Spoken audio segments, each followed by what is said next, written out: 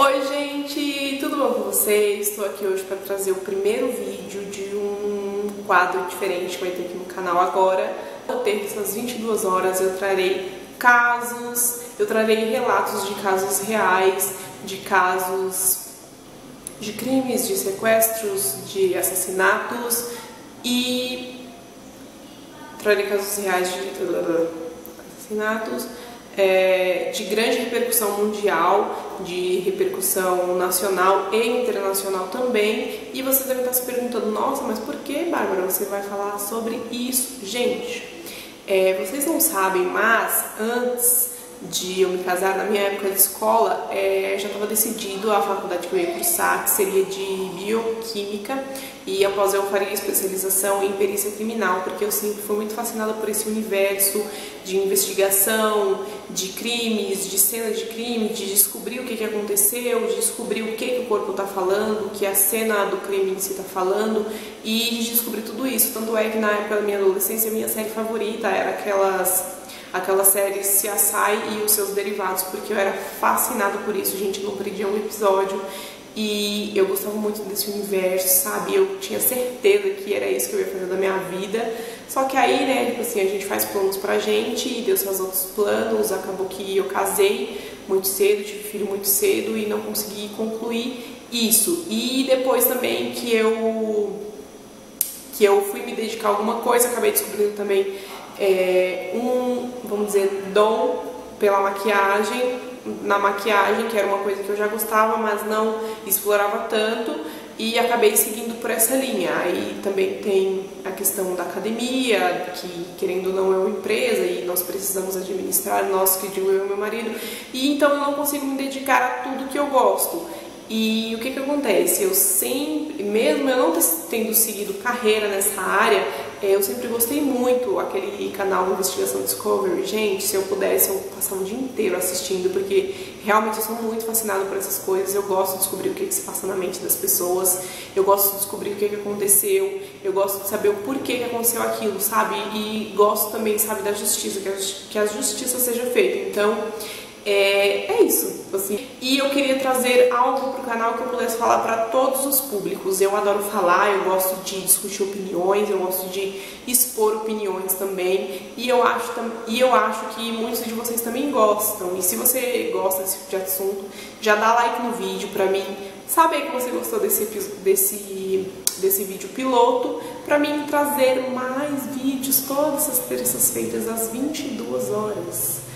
Eu gosto tanto que, ó, livros sobre crimes e todas essas coisas. Tem um aqui que é maravilhoso, olha. Crime Scene, da Dark Side Books. Dark Side, me patrocina, por favor. Eu coloco esses marcadores aqui, que são as melhores partes. Eu não terminei ainda de ler esse livro, porque eu tenho muito livro para ler. E o que acontece? Eu não dou conta de fazer tudo, de trabalhar, de cuidar de casa, de cuidar de crianças, de fazer vídeo, de ler livro. Então, as minhas leituras estão um pouquinho empacadas, né, como se diz lá no Nordeste, mas eu adoro esse tipo de livro. Não leio só esse tipo de livro, claro, eu leio todos os outros livros também. Mas, continuando aqui, contando pra vocês que eu adoro este tipo de assuntos e seria a minha opção. Seria a minha opção se não tivesse a beleza na minha vida, no caso a maquiagem, se não tivesse o Kung Fu na minha vida, com certeza a minha opção seria me especializar na área de perícia criminal. E é isso, e se você tem alguma dúvida, me conta aí nos comentários. Então, vou colocar a vinheta e vamos pro primeiro caso aqui do Terça Criminal.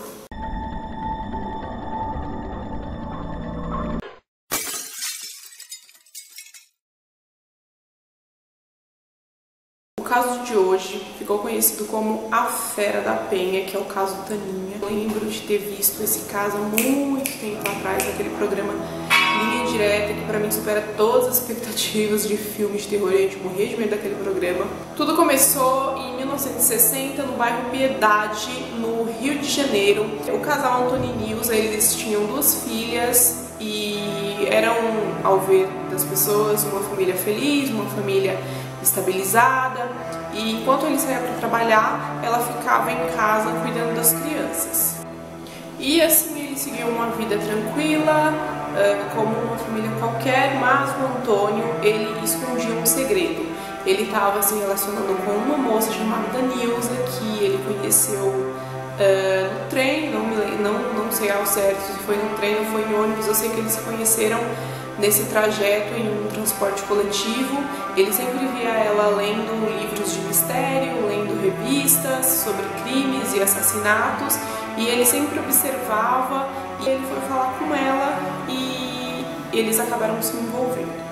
O nome dessa moça era Neide, ela tinha 22 anos e, como eu acabei de falar, ela era alucinada por livros de mistério, de assassinato. Ela era fã do escritor Nelson Rodrigues, então os pais relatam que ela não tinha amigos, que ela ficava muito em casa, trancada no quarto. E para o Antônio, que seria uma aventura, acabou que durou por muito tempo e eles acabaram se vendo regularmente. Eles se viam praticamente todos os dias, mas ela não sabia que ele tinha uma família, que ele era casado, e ela acabou descobrindo isso por uma pessoa que era conhecido de ambos, e essa pessoa acabou contando para ela no ônibus que sim, que ele era casado, que ele tinha uma família e que ele estava a enganando. E quando falaram isso pra ela, ela tomou um susto, porque realmente ela não esperava. Pra ela estava tudo bem, eles estavam namorando como um casal qualquer. Ela ficou muito brava e acabou por tirar satisfação com o Antônio. Ela disse que não aceitaria aquela situação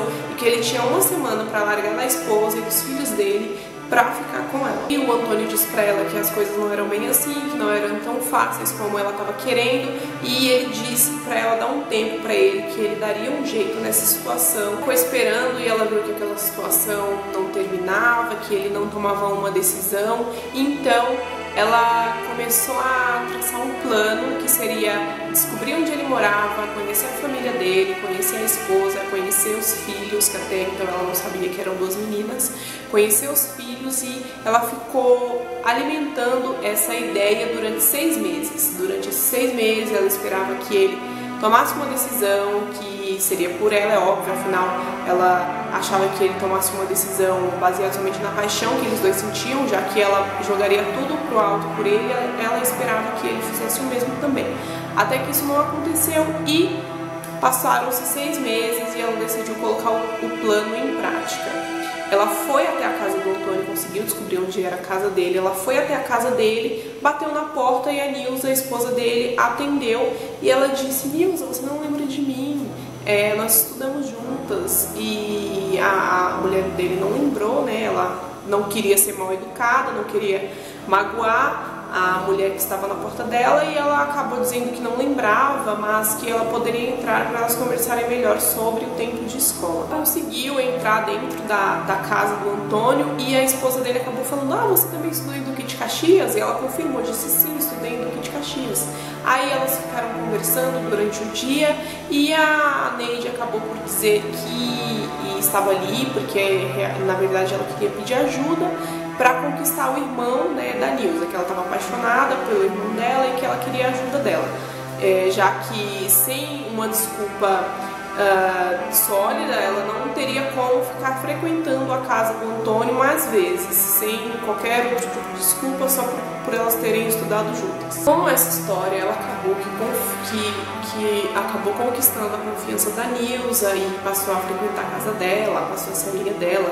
Conheceu as crianças, que eram a Tânia, que eles chamavam de Taninha, que era mais nova, e a Solange, e passou a frequentar regularmente a casa do Antônio sem ele saber de nada. Ela estava sempre na casa, ela sempre perguntava como que era a vida de casada da Nilza, como que era o marido dela, do que ele gostava, e ela perguntava sempre coisas estratégicas para a Nilza não perceber nada, que tivesse nada de estranho, e perguntas que ajudariam ela no próximo passo desse plano que ela já vinha armando há um tempo. E como de costume, elas estavam lá conversando, e a Neide perguntou para a Nilza o que o marido dela mais gostava no mundo, no caso, o que o Antônio mais gostava no mundo. E a Nilza respondeu que a Tânia, a filha mais nova, que tinha 4 anos na época, era a coisa que ele mais gostava no mundo, que ele tinha uma paixão pela filha dele, que ele era apaixonado pela menina e que ela era a luz dos olhos dele. Quando a Neide disse isso pra ela, foi como se viesse, ela disse, quando ela descobriu isso, foi como se todo o plano já tivesse traçado na cabeça dela e ela sabia exatamente o que ela iria fazer, qual seria o próximo passo dela. A partir daí ela começou a levar brinquedos para a menina, a levar boneca, a levar doce, ganhar a confiança da menina mesmo. Tanto é que a menina já chamava ela de tia, já sabia como ela e a mãe eram muito amigas, então a menina confiava nela, gostava dela, chamava ela de tia, e para a menina, para a Taninha, ela passou a ser a tia Neide. Um dia, em um desses encontros que eles tiveram, ela levantou e perguntou: Antônio, você gosta mesmo da Nilza? Ele tomou um susto, né, porque ele não esperava por aquela pergunta, desesperado e assustado com o que ela tinha dito, e perguntou: como é que você sabe o nome da minha esposa? E ele tentou entender a situação toda, o que estava acontecendo, como que ela sabia o nome da esposa dele, e então ela contou tudo que tinha acontecido, que ela já frequentava a casa dele há meses sem ele saber, que já tinha se tornado amiga da esposa dele. Contou toda a história que ela inventou para poder se aproximar dela, e ela disse para ele: ou você termina com ela, ou eu vou matar a sua família inteira. Não acreditou, né? Achou que ela estava falando aquilo da boca para fora, na hora da raiva. Ele não acreditava que ela seria capaz de fazer alguma coisa. E até que chegou o dia 30 de julho, o dia que aconteceu tudo, né? Que eu vou relatar para vocês agora. E a Taninha estava na escola, que ela era chamada carinhosamente por todo mundo como Taninha, e ela estava na escola, e a diretora recebeu uma ligação de uma pessoa, supostamente, que seria a Nilza, a mãe da Taninha, dizendo que ela não poderia buscar a menina e que ela mandaria uma amiga para buscar a menina antes do horário de saída no lugar dela. E a Neide fez, ela foi buscar a Taninha, como a escola havia recebido uma suposta ligação, a responsável pela escola entregou a Taninha nas mãos da Neide e ela foi embora com a Taninha. Menos de 30 minutos depois que a Neide retirou a Taninha da escola, a mãe dela chegou, né, para buscar ela na escola. Ela ficou desesperada quando ela soube que alguém tinha pegado a menina, que supostamente teria sido amante dela, e ela disse que não tinha ligado para a escola e não sabia quem tinha levado a menina embora. A notícia se espalhou pelo bairro, logo já estava sendo noticiado nas rádios, logo a descrição dela estava sendo noticiada para, se pessoas vissem, né, avisassem a polícia. Quando ele ficou sabendo do que aconteceu pelas características, ele tinha certeza que tinha sido a Neide que tinha raptado, no caso até agora, que tinha levado a Taninha da escola. Enquanto a família estava desesperada, enquanto estava todo mundo desesperado, a Neide levou a Taninha para casa de uma amiga dela. Ela perguntou quem era aquela criança e ela disse que era filha de uma amiga que ela estava cuidando. Só que aconteceu uma coisa estranha, foi que ela pediu para essa amiga uma tesoura e cortou um pedaço, né, uma mecha de cabelo da Taninha, e a amiga dela se assustou, perguntou: nossa, por que você fez isso? A mãe dela vai te matar. Aí ela disse: não é nada demais não, foi a mãe dela que pediu pra mim fazer isso. Guardou, né, essa mecha de cabelo da Taninha na bolsa, a menina lá até as 20 horas, e que foi o horário que ela saiu da casa dessa amiga e levou a Taninha junto com ela. No projeto, quando saíram da casa da amiga dela, a Neide passou com a Taninha em um mercadinho, né, que se dizia venda na época, e comprou uma garrafa de álcool. E a Taninha perguntou: tia, pra que você precisa disso? E a Neide respondeu pra Taninha que ela ia ficar doente e que aquilo ia servir pra ela como um remédio. Ela levou a Taninha pra um matadouro junto com ela no bairro da Penha, e a menina nessa altura já estava desesperada, já estava chorando, dizendo que queria voltar pra casa, dizendo que queria a mãe dela, e a Neide se irritou e tirou uma arma calibre 32 da bolsa, disparou, simplesmente atirou na menina. Assim que ela disparou, a menina caiu e ela jogou álcool por todo o corpo da menina e ateou fogo no corpo da Taninha. Tinha alguns funcionários que ficaram trabalhando até tarde no local e eles acabaram escutando o disparo e foram lá ver o que tinha acontecido. Chegaram lá, a Neide não estava mais, estava só o corpo da Taninha pegando fogo, e o fogo já tinha consumido praticamente todo o corpo dela, e não tinha mais nada que eles pudessem fazer a não ser chamar a polícia. A Neide já tinha deixado o local, ela chegou em casa por volta das 10h30, e como o Antônio já tinha passado todas as características dela, endereço tudo para a polícia, assim que ela chegou, a polícia chegou em seguida, entrou, perguntou se podia trocar de roupa, que ela estava muito suada, e os policiais subiram junto com ela. Ela tinha, e os pais pais dela estavam desesperados, sem saber o que tinha acontecido, e eles viram a bolsa que ela tinha deixado em cima da mesa da sala e perguntaram para os pais se aquela era a bolsa dela. Os pais disseram que sim. Quando a polícia revistou a bolsa, eles acharam a arma calibre 32 dentro da bolsa dela, e assim que ela voltou, eles deram voz de prisão para ela e levaram ela sob custódia. Na delegacia, ela permaneceu fria, como se nada tivesse acontecendo, como se uma criança não tivesse desaparecido, como se ela não tivesse assassinado essa criança, como se nada tivesse acontecido. A polícia perguntava, a polícia questionava e ela negava, dizia que não sabia de nada, que não tinha nada a ver com o que tinha acontecido, e eles acabaram por levar ela ao local do crime, e como o corpo ainda estava lá, ela não queria ver, ela fechou os olhos, se negou a ver a cena quando ela chegou lá e disse para a polícia que se eles tirassem ela dali, se eles levassem ela de volta para a delegacia, ela contaria tudo o que tinha acontecido. E chegando na delegacia, eles tiveram 12 horas de interrogatório com ela e ela não confessou, não quis falar nada, continuou negando e continuou também boa parte do tempo calada durante 12 horas.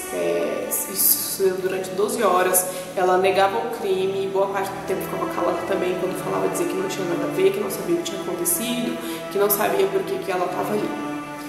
Depois de 12 horas, um radialista conseguiu uma autorização da polícia para fazer uma entrevista ao vivo com ela. A essa altura, a delegacia já estava cercada, multidões de pessoas pedindo justiça, pedindo pela morte dela, pedindo justiça pelo que ela tinha feito com a menina. E ele fez uma pergunta para ela, durante essa entrevista que estava sendo transmitida ao vivo pela rádio, ele perguntou para ela por que ela tinha feito aquilo, qual teria sido a motivação dela para fazer isso. E ela, com raiva, virou para ele e perguntou assim: por que você está me perguntando isso? Você quer saber de uma coisa? Eu só não matei a família inteira porque eu não tive tempo. E aí acabou o interrogatório, eles conseguiram a confissão, não precisava mais de nada, porque ela já tinha confessado, e depois disso ela ficou muitas horas em silêncio, e depois ela contou todos os detalhes do crime, contou tudo o que aconteceu. Então, se vocês procurarem aí entrevistas, se vocês procurarem o programa do Linha Direta, se vocês procurarem qualquer site aí, jornais da época, e todos esses detalhes que eu tô contando pra vocês, foi ela mesma que contou, da boca dela, não foi por terceiros, foi ela mesma que contou tudo o que aconteceu, tudo que a polícia sabe foi tudo, os mínimos detalhes, foi ela que contou para a polícia. Após a confissão, ela foi a julgamento e foi condenada a 33 anos de prisão pelo assassinato da menina Taninha, mas ela só cumpriu 15 anos. E durante todo esse tempo que ela ficou na cadeia, ela ficou agarrada a uma boneca e dizia que a boneca era filha dela e que ela ia cuidar da boneca e que ninguém podia chegar perto dela. E hoje ela já está com cerca de 79 anos, ela vive sozinha ainda no Rio de Janeiro em um apartamento. Os vizinhos dizem que ela não conversa com ninguém, que ela não tem amizade com as pessoas e que ela mal sai do apartamento. Seu menos de 2 km de distância da casa da família, então foi muito perto que aconteceu essa tragédia, né, esse assassinato que a Neide cometeu contra a Taninha, e os pais da menina, o Antônio e a Nilza, resolveram ficar juntos e resolveram esquecer tudo que aconteceu, e eles tiveram outros 3 filhos após a morte da Taninha, e eles continuam vivos até hoje. Eles não falam sobre o caso, não quiseram dar entrevistas na época. Até hoje esse caso é muito lembrado por ter sido um dos mais cruéis cometidos aqui no Brasil. E também por ter sido uma menina tão pequena, né? A menina tinha apenas 4 anos na época em que isso aconteceu, e até hoje se perguntam como uma pessoa foi capaz de um ato tão... não tem nem palavras para o que ela fez, e de uma crueldade tão grande, sabe, contra uma criança tão pequena, tão inocente, que não tinha nada a ver com o relacionamento dela com o Antônio ou dela com a própria mãe. E é isso, gente. Até hoje esse caso é conhecido, é muito lembrado aqui no Brasil, foi um dos casos mais falados na época e mais falados até hoje.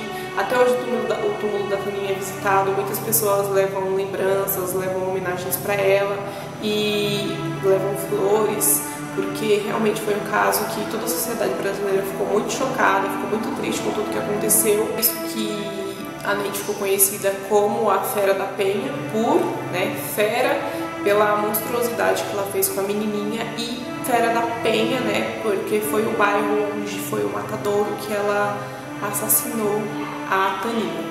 E então o caso ficou conhecido até hoje. Toda vez que se referencia esse caso sobre a Ney e sobre a Taninha, ele se referencia esse caso como o caso da Fera da Penha. E eu espero muito que vocês tenham gostado do vídeo. Comentem, deem like, me contem o que vocês acharam, me contem sobre casos que vocês queiram saber, comentem aqui, me sigam no Instagram também, me mande direct por lá também sobre casos que vocês queiram saber também, que eu vou trazer pra cá, tá bom? Não vou trazer só casos brasileiros, vou trazer casos internacionais também. E então a gente tem um encontro marcado na próxima terça-feira, às 22 horas, pro Terça Criminal.